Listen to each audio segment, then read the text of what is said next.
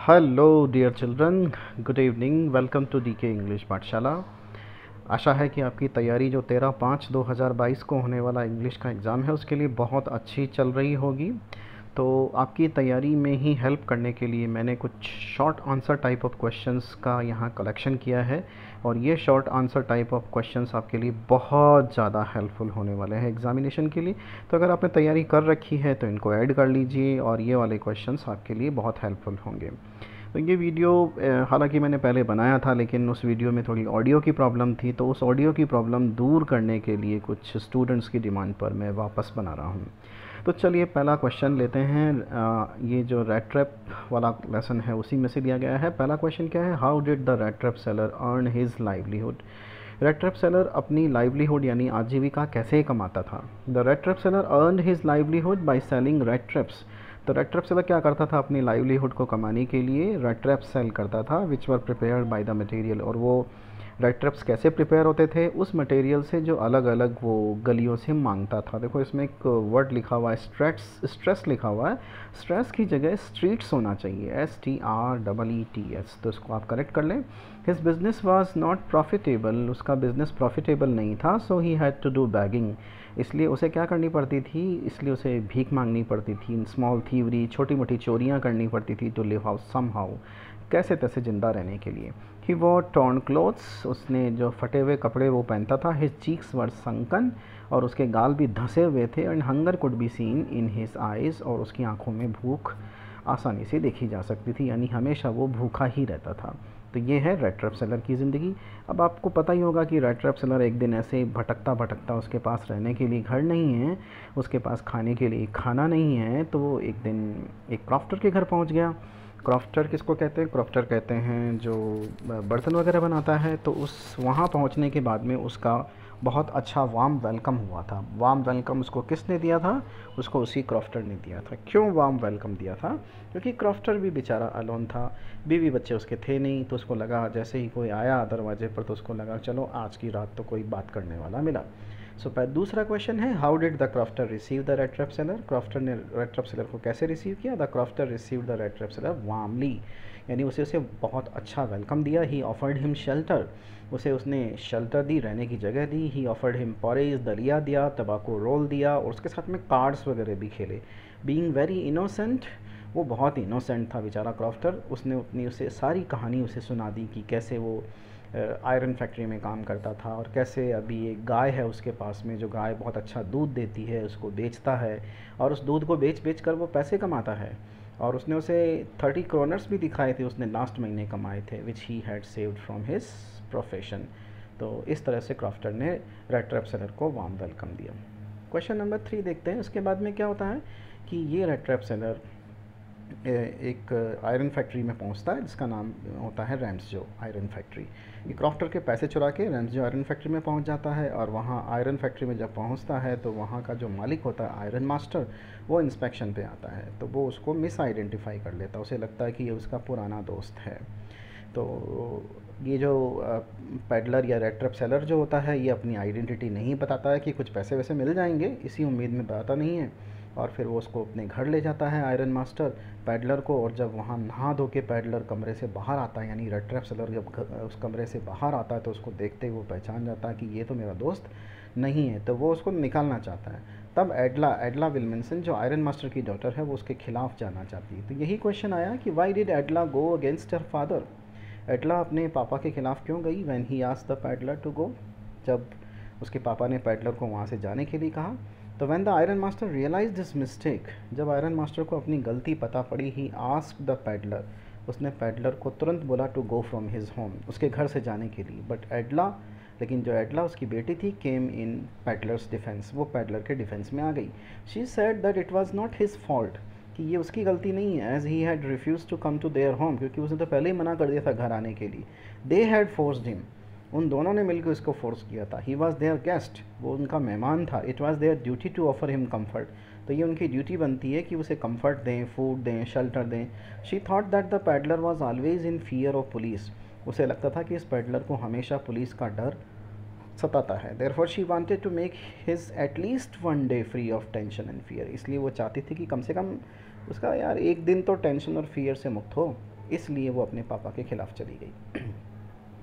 उसके बाद में क्वेश्चन नंबर 4 है, what note had the peddler left for एडला, what was its importance. Peddler ने जाते जाते एडला के लिए एक नोट छोड़ा था, यानी कुछ लिख के छोड़ा था। और क्या था वो नोट, क्या लिखा था उसने उसमें, उसकी इम्पोर्टेंस क्या थी। तो आपको पता ही है कि जब एडला ने पैडलर को अच्छा ट्रीटमेंट दिया, फिर एक दिन एडला और उसके पापा क्रिसमस के दिन जब चर्च में गए तब उन्हें उसकी असलियत का पता चला, तो वापस घर भाग के आए, तब तक पैडलर जा चुका था। तो पैडलर ने एडला के लिए कुछ नोट छोड़ा था। नोट छोड़ने का मतलब एक नोट छोड़ा था, यानी कुछ लिख के छोड़ा था। The peddler had left A promissory note, एक पेपर छोड़ा था, उसके ऊपर कुछ प्रॉमिस किया था फॉर एडला, एडला के लिए, thanking her for expressing confidence in him, और उसे धन्यवाद दिया था उसने, किसके लिए, कि उसने उसके ऊपर कॉन्फिडेंस रखा। He had left A small red trap, उसने एक छोटा सा रेड ट्रैप भी छोड़ा, and 30 kroner notes in A paper, और एक पेपर के अंदर 30 kroner नोट्स भी छोड़े।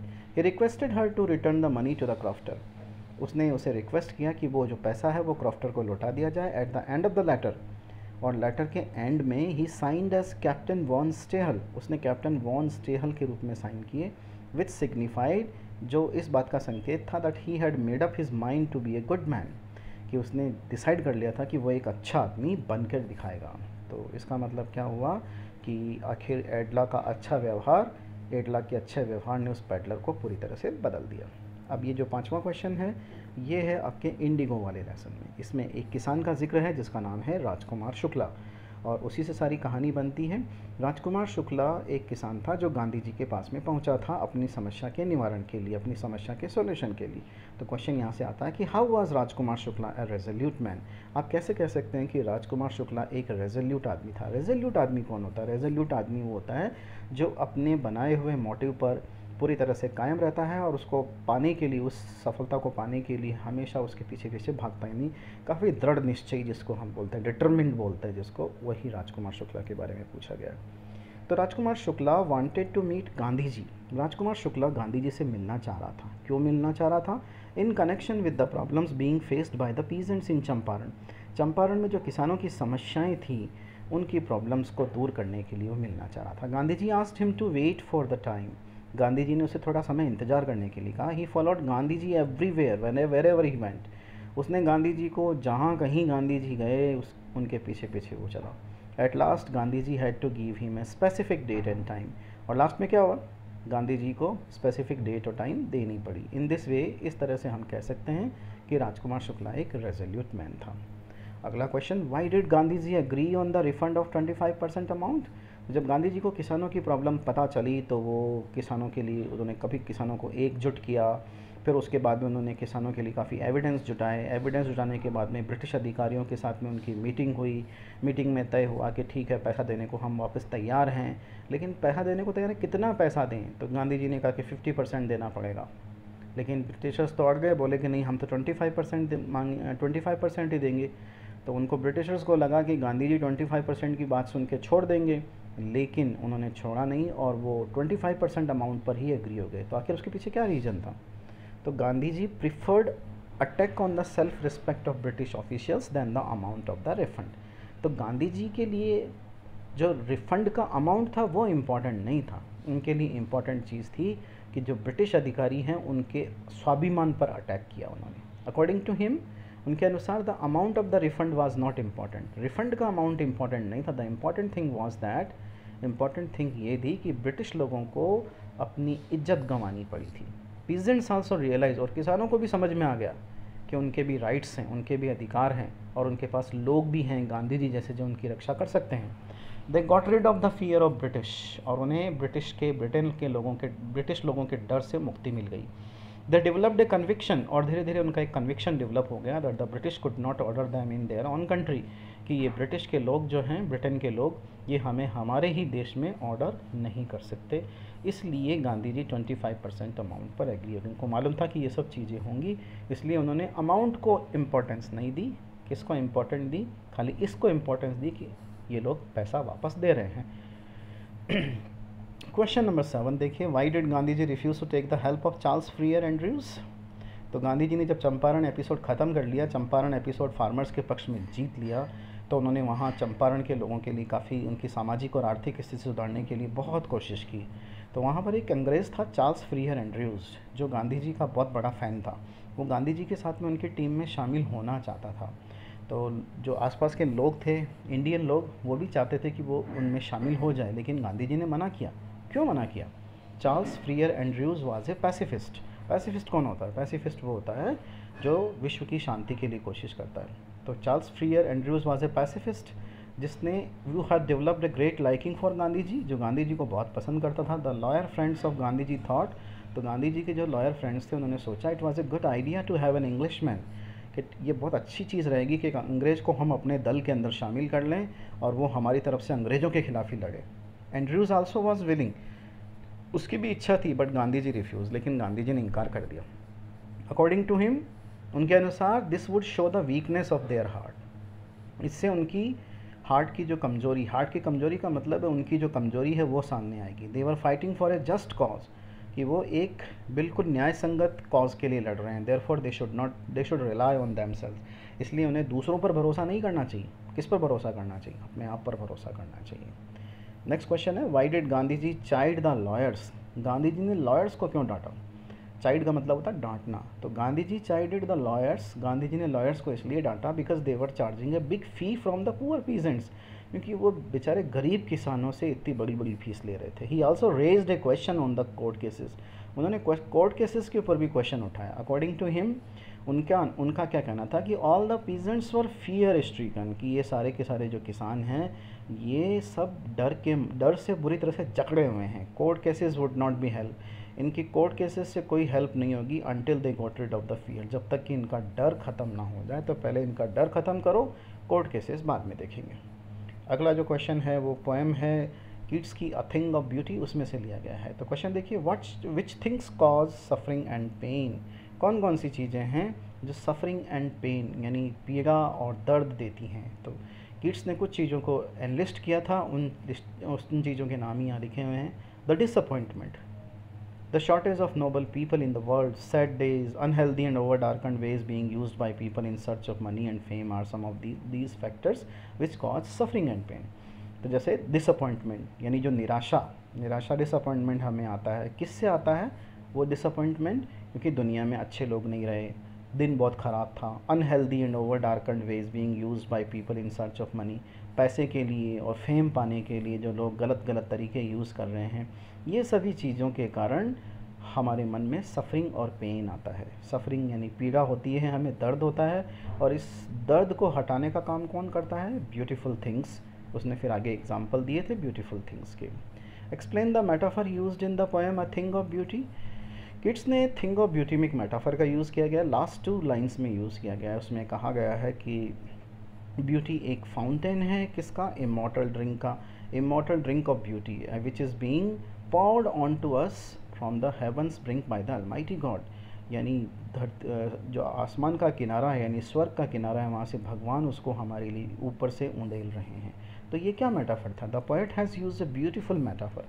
पोएट ने एक बहुत सुंदर ही मेटाफर का यूज़ किया है, जिसमें ब्यूटी को एक फाउंटेन के रूप में बताया गया है। The beauty has been compared with a fountain which is being poured, जिसमें से ब्यूटी हमारे ऊपर गिराई जा रही है, हमारे ऊपर डाली जा रही है, उंडेली जा रही है हेवंस बैंक, यानी आसमान के किनारे से, स्वर्ग के किनारे से। यानी ये काम कौन कर रहा है? ये काम ऑब्वियसली भगवान कर रहे हैं। दिस फाउंटेन इज़ इमॉर्टल, और ये फाउंटेन क्या है? इमॉर्टल है। That means it will never and, इसका मतलब क्या है कि ये कभी भी ख़त्म नहीं होगा। अगला क्वेश्चन आंट जेनिफर्स के टाइगर्स में से है। आंट जेनिफर्स टाइगर्स यानी आंट जेनिफर कुछ टाइगर्स वीव कर रही है यानी बुन रही है, इसीलिए कहा गया है आंट जेनिफर्स टाइगर्स। तो आंट जेनिफर के टाइगर्स जो हैं वो आंट जेनिफर से अलग कैसे हैं? देखिए, aunt Jennifer is weak and afraid of the uncle. Aunt Jennifer weak है और अपने हस्बैंड से डरती है, but her tigers are very strong, लेकिन उसके टाइगर्स बहुत स्ट्रॉन्ग हैं। They do not fear anybody, वो किसी से नहीं डरते। दे आर करेजियस, वो करेजियस है, एंड फुल ऑफ कॉन्फिडेंस, और कॉन्फिडेंस से भरे हुए हैं। While aunt Jennifer lacks confidence, जबकि आंट जेनिफर में कॉन्फिडेंस है ही नहीं। She fears the uncle so much, वो इतना अंकल से डरती है that her fingers are fluttering, कि उसकी फिंगर्स फ्लटर कर रही हैं यानी काँप रही है जब वो टाइगर बना रही है। और एक और अंतर है कि आंट जेनिफर जो है वो काफ़ी डल दिखाई देती हैं, लेकिन उसके टाइगर्स जो हैं वो काफ़ी बहुत ज़्यादा ब्राइट हैं, काफ़ी बड़े बिल्कुल जो ब्राइट येलो कलर है उसके दिखाई देते हैं, यानी फुल ऑफ कॉन्फिडेंस हैं। नेक्स्ट देखिए, explain the meaning of the line the massive weight of uncle's wedding band. Uncle's wedding band means marriage with uncle, massive weight means heavy weight, यानी her marriage, aunt Jennifer's marriage with uncle has become very heavy. उनके ऊपर, life के ऊपर बहुत heavy हो चुकी है। किसके ऊपर? आंट जेनिफर के लाइफ के ऊपर। तो this line means that the marriage of aunt Jennifer with the uncle has brought nothing for her except sorrow, torture, fear and suffering. इस लाइन का क्या मतलब है कि आंट जेनिफर के साथ में जो उसकी शादी हुई है अंकल की, वो उसके लिए सिर्फ और सिर्फ दुख लेकर आई है, प्रताड़ना लेकर आई है, डर लेकर आई है और पीड़ा लेकर आई है। The aunt has worn the marriage ring on her finger. Aunt ने अपनी फिंगर पर मैरिज रिंग पहनी है, which appear so heavy to the aunt, वो आंट को इतनी भारी लगती है, as her life with the uncle has become intolerable, क्योंकि उसकी जो ज़िंदगी है आंट के अंकल के साथ में वो बहुत ही ज़्यादा असहनीय हो गई है। तो अंगूठी भारी लगने का मतलब शादी भारी हो गई है, शादी भारी लगने का मतलब लाइफ उनके साथ में निकालना बहुत मुश्किल हो गया है। What was the usual plot of the story which Jack told Joe every Saturday? ये कौन सा लेसन है? ये आपके शुड विजर्ड हिट मॉमी में से लिया गया है। तो every story of Jack run on the same plot. अब ये जैक जो था, फादर का नाम है, जो डॉटर का नाम है, ये रोज़ कहानियाँ सुनाता था किसको? अपनी बेटी को। उसकी कहानियों का रोज़ एक ही प्लॉट हुआ करता था, केवल कैरेक्टर्स चेंज होते थे। तो every story of Jack run on the same plot. Jack की जो कहानी है वो हर कहानी एक ही प्लॉट पर चलती थी। There was an animal in his story. उसकी कहानियों में क्या होता था? एक एनिमल होता था जिसका नाम रोज़र होता था। कभी रोज़र चिपमंक होता, sometimes it was Roger fish, कभी रोज़र फिश होता। इट हैड ए प्रॉब्लम, इसको कोई ना कोई प्रॉब्लम होती। It would go to an owl, फिर ये उल्लू के पास जाता। The owl would send him to wizard.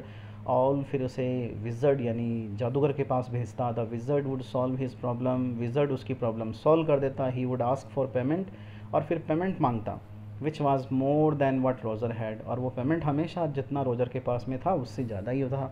The wizard would tell the way for getting the extra money, फिर विजर्ड उसे बताता कि एक्स्ट्रा मनी कहाँ से लेके आना है। फिर रोज़र would return his home happily, और फिर पैसा दे के रोज़र अपने घर पर बड़ी मज़े से लौट के आ जाता। Question number 14, what makes Jack feel caught in an ugly middle condition. यानी जैक को स्टोरी के लास्ट में काफ़ी एक अगली मिडिल कंडीशन में अपने आप को फंसा हुआ महसूस करता है। तो वो अगली मिडिल कंडीशन कैसे डेवलप हुई? Jack tells his daughter Jo a story every Saturday to make her sleep. ये हम जानते ही हैं कि जैक अपनी बेटी को हर शनिवार एक कहानी सुनाता है। His wife Claire is 6 months pregnant. उसकी वाइफ क्लेयर जो है 6 months प्रेगनेंट है। He wants to help her, वो उसकी हेल्प करना चाहता है। For that Jo must sleep, लेकिन हेल्प करेगा कैसे? उसके लिए जो को सोना पड़ेगा। तो उसे समझ में नहीं आ रहा कि वो अपनी वाइफ की हेल्प कैसे करे, इसलिए उसको बड़ा अगली मिडिल कंडीशन फील हो रही है। And the girl is 4 years old. लड़की 4 साल की है, वो आसानी से सोती नहीं है। And poses some rational questions, और अब वो उन कहानियों के अंदर कुछ लॉजिकल क्वेश्चंस पुट अप करने लगी, which are difficult to answer, जो बड़े मुश्किल हैं आंसर देने में।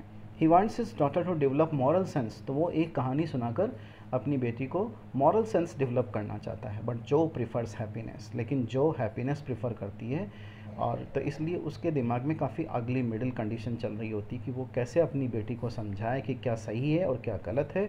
और दूसरा, वो अपनी वाइफ की हेल्प करना चाहता है, लेकिन उसकी वाइफ जो है जो सो नहीं रही है, इसलिए वो वाइफ की हेल्प कैसे करे। क्वेश्चन नंबर 15, ये भी इंपॉर्टेंट क्वेश्चन है। How does Jo want the story to end and why. Jo कैसे स्टोरी को ख़त्म करना चाहती है और क्यों? तो Jo wants the wizard to hit mommy back. जो चाहती है कि विजर्ड मॉमी को वापस हिट करे। She feels that Roger skunk has a valid reason to change his smell. उसको लगता है कि रोजर स्कंक के पास में बहुत वैलिड रीज़न है अपनी स्मेल चेंज करने का। As other children do not play with him, क्योंकि दूसरे बच्चे उसके साथ खेलते नहीं हैं। Because of his stinky smell, उसकी जो स्मेल है बदबूदार वाली, बहुत गंदी स्मेल है, उसके कारण उसके हाथ लोग खेलते नहीं हैं। तो his mommy hit the wizard, लेकिन उसकी मॉमी ने विजर्ड को हिट किया and asked him to change his smell back to original, और उसकी जो ओरिजिनल स्मेल थी वो वापस लेके आ गई। तो children would not play with him, तो बच्चे उसके साथ में खेलेंगे ही नहीं। So she wanted the wizard to hit mommy back, इसलिए वो चाहती थी कि विजर्ड मॉमी को वापस हिट करे और वो उस रोजर स्कंक की जो स्मेल है वापस रोजेज जैसी हो जाए, ताकि सब बच्चे उसके साथ में खेलें। Why is Derry so disappointed with life, ये एक लेसन है। On the face of it, उसमें से क्वेश्चन लिया गया है। तो Derry has got his face burned because of acid. Derry का जो चेहरा है वो एसिड के कारण जला है। ही इज़ वेरी डिप्रेस्ड, वो बहुत डिप्रेस्ड है as his mother does not kiss him on that side, क्योंकि उसकी माँ उसे उस तरफ किस नहीं करती है। His parents are worried about his future, उसके पेरेंट्स उसके फ्यूचर के बारे में वरिड हैं। He feels everybody is laughing at him, उसको लगता है कि सारे लोग उसकी तरफ ही देखते रहते हैं, हंसते रहते हैं। अकॉर्डिंग टू हिम, उसके अनुसार, his face has eaten his confidence, उसके फेस ने उसका कॉन्फिडेंस ख़त्म कर दिया। He is really disappointed with life, वो लाइफ से बहुत परेशान है। Fractions of positive thoughts do not change his mentality, थोड़े थोड़े पॉजिटिव थाट्स जो उसके दिमाग में लोग लाते हैं वो उसकी मेंटलिटी को चेंज नहीं करते हैं, उसने अपनी नेगेटिव मेंटलिटी बना ली है। Question number 17, how does the positivity of Mister Lamb bring a change in Derry, जो मिस्टर लैम की पॉजिटिविटी है वो डैरी में किस तरह के चेंजेस लेकर आती है। Like Derry, Mister Lamb is also disabled, Derry की तरह मिस्टर लैम भी डिसेबल्ड हैं। Derry has got his face burnt, Derry का चेहरा जला हुआ है। Mister Lamb has lost his leg, और मिस्टर लैम की टंग जो है वॉर के समय पर एक्सप्लोड हो गई थी। Derry is full of negative thoughts, Derry negative thoughts से भरा हुआ, while Mister Lamb is very positive towards life, जबकि मिस्टर लैम जो है वो लाइफ के प्रति बहुत पॉजिटिव है। He keeps up diverting the attention of Derry, वो डैरी की अटेंशन को डाइवर्ट करते रहते हैं टूवर्ड्स पॉजिटिव थिंग्स, पॉजिटिव चीज़ों की तरफ। The personality of Mister Lamb is also full of positive vibrations, Mister Lamb की जो पर्सनालिटी है वो भी पॉजिटिव वाइब्रेशन से भरी हुई है। एट लास्ट में क्या होता है, dairy is attracted, dairy attract हो जाता है मिस्टर लैम की पॉजिटिविटी से और पूरी तरह से चेंज हो जाता है। नेक्स्ट क्वेश्चन है, what are those things which point towards the fact that Derry has changed, ऐसे कौन कौन से चीज़ें हैं जो ये इशारा करती हैं कि डैरी चेंज हो चुका है। At the end of the story, कहानी के लास्ट में Derry returns back to Mister Lamb's house, तो पहला इंडिकेशन तो ये मिल जाता है कि डैरी मिस्टर लैम के घर लौट कर आ जाता है। His mother fears of Mister Lamb, उसकी माँ मिस्टर लैम से डरती है। She does not allow him to go to his house, वो नहीं चाहती कि वो उसके घर जाए, बट ही डिफाइज हर, लेकिन वो मिस्टर लैम के लिए अपनी माँ की आज्ञा का विरोध कर देता है। It is the positivity of Mister Lamb which attracts him, Mister Lamb की पॉजिटिविटी है जो उसे अट्रैक्ट करती है। When Mister Lamb is dead, जब मिस्टर लैम मर जाते हैं, वो उनकी बॉडी के ऊपर बहुत फूट कर रोता है, विच clearly signals of his transformation, जो क्लियर कट इशारा कर रहा है कि उसका ट्रांसफॉर्मेशन हो चुका है। ये 19th क्वेश्चन जो है Evans tries an O level में से लिया गया है। Why did the governor of the prison give a call to the secretary of the examination board, जो प्रिजन का गवर्नर था उसने एग्जामिनेशन बोर्ड के सेक्रेटरी को फ़ोन क्यों किया। The governor of the prison gave a call to the secretary को phone किया गया था टू रिक्वेस्ट टू अरेंज, उसे रिक्वेस्ट करने के लिए कि एक स्पेशल एग्जामिनेशन अरेंज किया जाए, किसके लिए, जेम्स रोडेरिक इवांस के लिए, अ प्रिजनर जो कि एक कैदी है, who was doing the O level course in German, जो कि जर्मन के अंदर ओ लेवल कोर्स कर रहा था। He told him some more things about Evans, उसने उसे इवांस के बारे में कुछ और चीज़ें भी बताई। He requested him to send the invigilator, और उसे रिक्वेस्ट किया कि एक इन्विजिलेटर भेजो टू द प्रिजन में, as the prisoner was very dangerous, क्योंकि प्रिजनर बहुत ख़तरनाक था, इसलिए उसका एग्ज़ाम वहीं कराया जाना था। He had an image of frequent escaper from jails, उसकी इमेज इवांस की ऐसी थी कि वो बार बार जेल तोड़कर भाग जाता था। नेक्स्ट क्वेश्चन है what precautions were taken before the commencement of the examination, exam शुरू होने से पहले कौन कौन से प्रिकॉशंस लिए गए थे। देखो, security system of the prison was reviewed by the governor, पहले तो गवर्नर ने जो प्रिजन की सिक्योरिटी सिस्टम था उसको रिव्यू किया। It was decided to keep Evans in an oval cell, decide किया गया कि इवांस को एक अंडाकार सेल में रखा जाएगा एंड 3 लेयर सिक्योरिटी उसे दी जाएगी। The cell of Evans was completely searched, Evans की जो सेल थी उसे पूरी तरह से सर्च किया गया एंड इट वाज एंश्योर्ड, और ये एंश्योर किया गया that he did not have any object, कि उसके पास में कोई ऐसी चीज़ ना हो which could harm the invigilator, जो इन्विजिलेटर को नुकसान पहुंचाए। नेक्स्ट क्वेश्चन है how did the governor reach to Evans, governor Evans के पास कैसे पहुंच गया। इवांस भाग गया लेकिन गवर्नर ने उसे दोबारा पकड़ लिया, कैसे पकड़ा। The governor new German, governor को जर्मन आती थी थोड़ी बहुत। आफ्टर इवांस एस्केप्ड, इवांस के भागने के बाद में the governor recalled all the things, और गवर्नर ने सारी चीज़ों को रिकॉल किया, रिकॉल करने का मतलब सारी चीज़ों को वापस याद किया। He studied the correction slip, उसने करेक्शन स्लिप को स्टडी किया। It had the address of the hotel, इसमें होटल का एड्रेस था where Evans was suppose to stay after escaping, जहाँ पर इवांस को रुकना था भाग निकलने के बाद में। Immediately he reached at the address of the hotel, और वहाँ जो कोड्स लिखे हुए थे उन कोड्स की डिकोडिंग करके वो होटल में पहुँच गया और उसे अरेस्ट कर लिया। तो ये थे 21 क्वेश्चंस जो मुझे लगा कि आपको बताने चाहिए, आपकी तैयारी के लिए बहुत हेल्पफुल होंगे। So best of luck for your examination video पसंद आया तो अपने फ्रेंड्स को जल्दी जल्दी शेयर कर दो, और वीडियो को लाइक और शेयर करना ना भूलें। सब और चैनल को सब्सक्राइब भी करें। थैंक्स।